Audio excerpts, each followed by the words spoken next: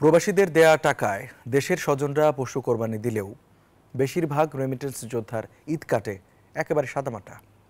Saudi আরবের রিয়াদ থেকে রুস্তম খানের প্রতিবেদনে বিস্তারিত।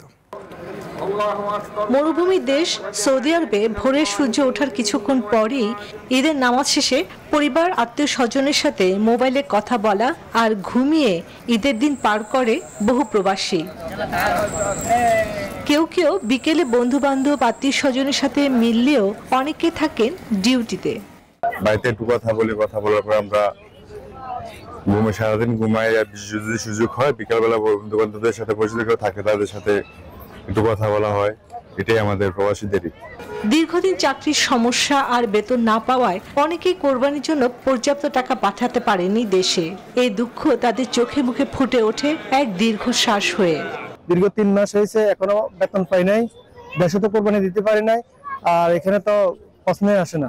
বিশ্বমানের থার্মিক্স রড, সালাম স্টিল থার্মিক্স, দেশের একমাত্র থার্মিক্স রড।